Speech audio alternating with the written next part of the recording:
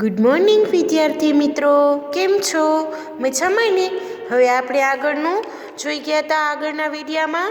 હવે આજે આપણે જોઈશું, જુઓ નીચેના ઉત્તર આપો. હવે શું કીધું છે? 9 ચોરસ સેમીનો એક ચોરસ બનાવો, તેના પર એ લખો પહેલા ચોરસની બાજુના માપ કરતાં બમણું માપ હોય તેવો બીજો ચોરસ બનાવો, તેના પર બી લખો. હવે ચોરસ એની પરિમિતિ શોધવાની છે, તો 9 ગુણ્યા 4 થાય, કારણ કે એક બાજુનું માપ છે 4, એટલે કે 4 ગુણ્યા એલ, તો 4 ગુણ્યા 9 એટલે 9 ચોક 36. હવે શું કીધું છે? ચોરસ બી ની બાજુનું માપ ખાલી જગ્યા સેમી થાય.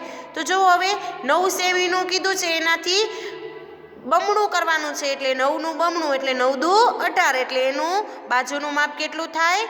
18. એના પછી કીધું છે ચોરસ બી નું ક્ષેત્રફળ ખાલી જગ્યા ચોરસ સેમી થાય. તો બી નું ક્ષેત્રફળ એટલે એલ ગુણ્યા એલ, તો બી નું માપ કેટલું છે? 18, તો 18 ગુણ્યા 18 એટલે મળશે 324 ચોરસ સેમી. હવે શું કીધું છે? ચોરસ બી નું ક્ષેત્રફળ એ ચોરસ એ ના ક્ષેત્રફળ કરતાં ખાલી જગ્યા ઘણું છે. તો 2 ગણું મોટું હોય, 2 ગણું મોટું એનું માપ છે, અને ક્ષેત્રફળ કરીએ એટલે 2 ગુણ્યા 2 એટલે કેટલા ગણું મોટું થાય? 4 ગણું. એના પછી છે ચોરસ બી ની પરિમિતિ શોધો, ખાલી જગ્યા સેમી થાય. તો બી નું માપ જુઓ, એક બાજુનું માપ કેટલું છે? 18, તો 4L એટલે 4 ગુણ્યા 18 એટલે 18 ચોક 32, એટલે 18 ચોક 72 એટલે આવશે 72 સેમી. એના પછી છે ચોરસ બી ની પરિમિતિ એ ચોરસ એ ની પરિમિતિ કરતાં ખાલી જગ્યા ગણી છે. તો જુઓ, એ ની કેટલી આવી? 36, અને બી ની આવી 72, એટલે કેટલા ગણી છે? એની ડબલ. જો 36 તું કેટલા થાય? 72, એટલે કેટલા ગણી છે? 2 ગણી. હવે શું કીધું છે? પોસ્ટકાર્ડમાંથી પસાર થવું. આપણે આગળ જોયું તો ખબર છે ને કે પોસ્ટકાર્ડમાંથી પસાર થવું હોય, આમાં જોયું તો 150 પેજ નંબર ઉપર, કે આવી રીતે એને કાપવાનું. જો આમાંથી આ વચ્ચેના લીટા છે ને એ કાપવાના, આ ઊભા લીટા છે એ કાપવાના, એટલે આવી રીતે કાપવાનું, એટલે તમને આવી રીતે મળશે. તો એનામાંથી આપણે આખા પસાર થઈ જઈએ. હવે આ તમે ઘરે કરજો. તમે લૂપનું ક્ષેત્રફળ જાણો છો? નથી જાણતા? તે ખાલી જગ્યા છે, તો હવે આનું ક્ષેત્રફળ પણ શોધવાનું. એના પછી જુઓ દોરીની રમત. તો શું કીધું છે અહીંયા? 15 સેમી લાંબી એક દોરી લો, આ દોરીના છેડાઓ જોડીને કાગળ ઉપર અલગ અલગ આકારો બનાવો. જો હવે 15 સેમી લાંબી એટલે કે આ જો અહીંયા 15 માપ લીધા છે, 1 2 3 4 5 6 7 8 9 10 11 12 13 14 અને 15. પછી આ જુઓ, આ લંબચોરસ છે, આ પણ લંબચોરસ છે, પણ આ જુઓ આ ઊભો લંબચોરસ છે, આ છે આડો. એના પછી જુઓ અહીંયા પણ 15 જ છે, 1 2 3 4 5 6 7 8 9 10 11 12 13 14 અને 15. જુઓ, પણ એ બીજો આકાર થયો છે. હવે શું કીધું છે? કયા આકારનું ક્ષેત્રફળ સૌથી વધારે છે? કેટલું? તો અહીંયા કને ક્ષેત્રફળ શોધવાનું છે. એના પછી છે આ આકારની પરિમિતિ કેટલી છે? તો પરિમિતિ શોધવાની છે. જુઓ તો આ બધું દેખાય છે, જોજો ગણજો.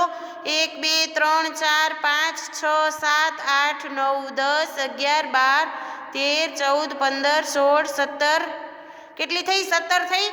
તો બધાની પરિમિતિ અલગ અલગ આવશે, એટલે અહીંયા આવશે 17. પછી છે કયા આકારનું ક્ષેત્રફળ સૌથી ઓછું છે? તો કેટલું? એ તમે જાતે કરજો. પછી આ આકારની પરિમિતિ કેટલી છે એ પણ તમે જાતે કરજો. તો એમાં એ ને બી આવશે, તો બંનેનું પરિમિતિ કેટલી આવે છે? 16 આવે છે. પછી કીધું છે એક ત્રિકોણ, એક ચોરસ, એક લંબચોરસ અને એક વર્તુળ બનાવો. કયા આકારનું ક્ષેત્રફળ વધારે તથા કયા આકારનું ક્ષેત્રફળ ઓછું છે તે શોધો. આમાં એક ચોરસ, લંબચોરસ અને એ બનાવવાનું છે. પછી શોધવાનું છે કે કયા આકારનું ક્ષેત્રફળ ઓછું છે. એના પછી શું કીધું છે? પક્ષીને બચાવો. એક ગામની નજીકમાં 2 સુંદર સરોવર છે. બંને સરોવરમાં લોકો પિકનિક માટે તેમજ નૌકા વિહાર માટે આવે છે. ગ્રામ પંચાયત ચિંતિત છે કે મોટર બોટના અવાજને કારણે પક્ષીઓ અહીં આવતા અટકી ગયા. પંચાયત માત્ર એક જ સરોવરમાં મોટર બોટ ઈચ્છે છે, બીજું સરોવર પક્ષીઓને તેમના માળા બનાવવા માટે સુરક્ષિત રાખવું છે. હવે જુઓ, આ ચિત્રમાં તળાવનું માપ આપેલું છે. જો આ એ તળાવ અને આ બી તળાવ. હવે શું કીધું છે? ચિત્રમાં દર્શાવેલ સરોવર એની સીમાની લંબાઈ કેટલી સેમી છે? તો આમાં ખાના ગણવાના છે. આપણે સ્વાધ્યાય પોથીમાં જોઈ ગયા હતા આખા ખાનાની સંખ્યા, પછી અડધા ખાનાની સંખ્યા હોય તો એના ભાગ્યા 2 કરતા, અને અડધાથી વધારે ખાના હોય તો એ આખું લઈ લેતા. એવી જ રીતે આ કરવાનું છે. તો પહેલામાં આવશે 15. એના પછી છે ચિત્રમાં દર્શાવેલ સરોવર બીની હદની લંબાઈ કેટલા સેન્ટીમીટર છે? તો એ તમે જાતે ગણીને લખી દેજો. એના પછી છે સરોવર એની જમીન પરની લંબાઈ કેટલા કિલોમીટર છે? તો શું કીધું છે? સરોવર એની જમીન પરની લંબાઈ, એટલે જમીન પરની લંબાઈ શોધવાની છે. આમ તો કેટલી છે એ શોધી લેજો. પછી શું કીધું છે કે સરોવર બીની જમીન પરની લંબાઈ કેટલા કિલોમીટર છે? તો જુઓ અહીંયા શું કીધું છે? જમીન પર 1 કિલોમીટર છે. અને આ જુઓ અહીંયા 15 હશે. 1 2 3 4 5 6 7 8 9 ને 10. અને આમ જુઓ તો 5માં છે 1 2 3 4 5 6 7 ને 8. એટલે એવી રીતે અહીંયા શોધવાનું છે.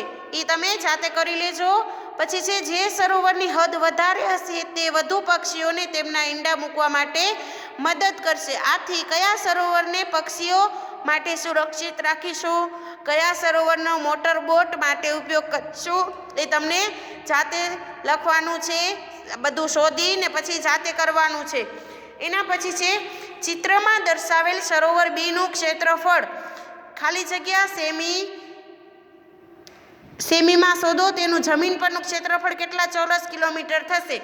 હવે જમીન પરનું અને ક્ષેત્રફળ આપણે જોઈ ગયા હતા. આખો ભાગના 1 લેવાના, અડધો ભાગ હોય તો એના ભાગ્યા 2, અને અડધાથી વધારે ભાગ કવર કરતું હોય આમાં જો આખા ભાગ ગણી લેવાના. પહેલાં તો 1 2 3 એવી રીતે આખા ભાગ ગણજો, પછી અડધા ભાગ ગણજો, અને અડધાથી વધારે ભાગ ગણી અને ક્ષેત્રફળ ગણી લેજો.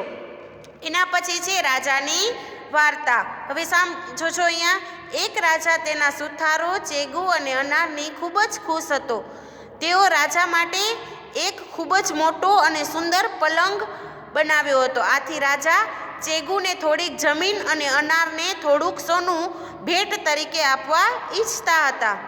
હવે જુઓ, ચેગુ જેટલી જમીન આ 100 મીટરના તારમાં ઘેરી શકે તેટલી જમીન તારી છે. રાજાએ શું કીધું? ચેગુ જેટલી જમીન આ 100 મીટરના તારમાં ઘેરી શકે તેટલી જમીન તારી છે. હવે અહીંયા જુઓ, ચેગ ખુશ હતો. તેણે 100 મીટરનો એક તાર લીધો અને તેના વડે અલગ અલગ માપના લંબચોરસ બનાવવાના પ્રયત્ન કર્યા.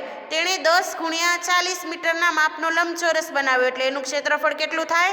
10 × 40 એટલે 400 ચોરસ મીટર હતું. આથી ત્યારબાદ તેણે 30 × 20 મીટરના માપનો લંબચોરસ બનાવ્યો. તો એનું ક્ષેત્રફળ થશે 600. તો તેનું ક્ષેત્રફળ કેટલું થાય? તો આપણે 30 × 20 એટલે 600. શું તે પહેલા લંબચોરસ કરતાં વધારે છે? તો હા, કારણ કે આમાં હતું 400 અને આમાં મળ્યું 600 એટલે વધારે છે. હવે અહીંયા શું છે? આ 100 મીટરના તારથી તે બીજા લંબચોરસ બનાવી શકે? તો હા. તો કેટલા બનાવીશ? 10 × 10 એટલે 100 મીટર થાય. પછી શું કીધું છે? આ તમામ લંબચોરસમાંથી કોનું ક્ષેત્રફળ વધુ છે તે અંગે ચર્ચા કરો. ચેગુની પત્ની તે તારની મદદથી ચેગુને વર્તુળ બનાવવાનું કહે છે. તે જાણતી હતી કે તેનું ક્ષેત્રફળ 800 ચોરસ મીટર થશે. હવે રાઉન્ડ બનાવીએ તો અડધા ક્ષેત્ર, આખા ખાના, અડધા ખાના એવી રીતે થાય. હવે જો આ શું કહે છે? હું જમીનનો આ ટુકડો લેવા ઈચ્છું છું. તે 800 ચોરસ મીટરનું ક્ષેત્રફળ ધરાવે છે. એટલે કે બધાથી વધુ મળ્યું 800 ચોરસ મીટર, એટલે એને એક ક્ષેત્રફળ લીધું. એના પછી જુઓ અહીંયા. સારું, અહીંયા શું કીધું છે? ચેગુએ લંબચોરસ શા માટે પસંદ ન કર્યો? કારણ કે લંબચોરસમાં તો 100, 600 અને 400 ચોરસ મીટર થતું હતું, જ્યારે વર્તુળમાં 800 ચોરસ મીટર થાય, એટલે એને વર્તુળ પસંદ કર્યું. હવે સારું, ચેગુએ 800 ચોરસ મીટરનું ક્ષેત્રફળ ધરાવતી જમીન લીધી. અનાર. હવે હું તને એટલો સોનાનો તાર આપીશ કે જેનાથી 800 ચોરસ મીટરનું ક્ષેત્રફળ ધરાવતી જમીન ઘેરાઈ શકે. એટલે એ શું લે છે? સોનાનો તાર. હવે અહીંયા શું કીધું છે, આથી અનાર 800 ચોરસ મીટર જમીન ઘેરાઈ શકે તે પ્રમાણે હદ બનાવવાના વિવિધ પ્રયત્નો કરવા લાગ્યો. તેણે વિવિધ માપના લંબચોરસ A, B અને C બનાવ્યા. તે પ્રત્યેકની હદની લંબાઈ શોધો. આ લંબચોરસ માટે તેને કેટલો સોનાનો તાર મળશે? જો હવે અહીંયા હદની લંબાઈ છે 400 ગુણ્યા 20 એટલે તારની લંબાઈ થશે 800 મીટર. પછી 80 ગુણ્યા 10 એટલે પણ થશે 800. પછી ત્રીજું છે 800 ગુણ્યા 1 એટલે કે 800. હવે શું કીધું છે, સી માટે સોનાનો તાર એટલે કે કેટલા મીટર થશે? 800 મીટર. પરંતુ અનારે તેનાથી પણ વધુ લાંબો લંબચોરસ બનાવ્યો. જુઓ તે કેટલો લાંબો છે, તો જુઓ અહીંયા 8000 મીટર ગુણ્યા 0.1 એટલે કે 800 જ થાય. તો હવે તેને સમજ્યા કે રાજા શા માટે બેહોશ થઈ ગયો. તો એણે અહીંયા જુઓ એ પોઈન્ટમાં લઈ ગયો, જો 0.1 મીટર. હવે શું કીધું છે, અરે હું આટલું બધું સોનું કેવી રીતે આપીશ? શું તમે આનાથી વધુ પણ લાંબી હદ ધરાવતો લંબચોરસ બનાવી શકો? મેં 80,000 મીટર લંબાઈ અને 1 સેન્ટીમીટર પહોળાઈવાળો એક લંબચોરસ બનાવ્યો. કલ્પના કરો કે તેની હદ કેટલી લાંબી હશે. આટલા સોનાના તારથી તો હું રાજા બની જઈ શકું. તો એટલો એને સોનાનો તાર મળે તો પણ એ રાજા બની જાય. તો અહીંયા 80,000 ગુણ્યા 0.01 એટલે અહીંયા છેદમાં આવશે 100 એટલે 2 0 ઉડી ગયા એટલે કે 800 મીટર જ થાય. હવે અહીંયા આપણું પરિમિતિ અને ક્ષેત્રફળ ચેપ્ટર પૂરું થાય છે. હવે આપણે સ્માર્ટ ચાર્ટ્સ ચેપ્ટર નંબર 12 જોઈશું. Thank you.